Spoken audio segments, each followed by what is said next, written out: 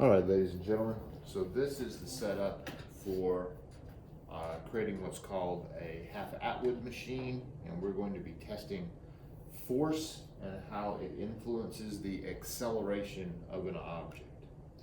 So first thing, you've got this little eye bolt, and it has string attached to it.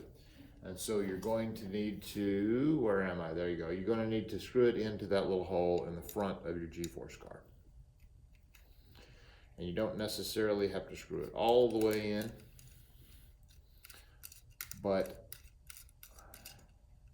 and don't screw it down tight. That'll be fine. Now you've got your little Hot Wheels track, okay? You've got a smooth cover textbook here, because the card's going to run forward and into the textbook, and that's going to stop it, keep it from crashing to the floor. Then you've got a selection of weights here.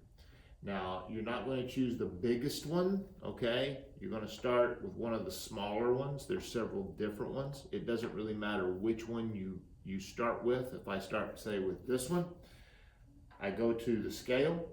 The scale is set to read out in newtons, not grams. I make sure I zero it. Then I put the weight on there, and I write down my newtons. In this case, it's 0.0939 newtons. Write that down in my data table. Then I take the opposite end of the string, and you can see that you got a little loop right there. I put the weight in the loop, let it dangle down so that it doesn't fall off. Now, I made a separate video on how you do the reading from the computer in the Pocket Lab, but the key is this: do not release the car from the front.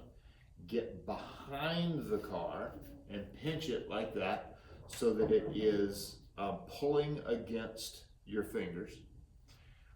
Then you simply are going to start the record and then let go and stop the record. So remember, it's behind the car. Start the record on the computer. Stop the record. Move to your next weight.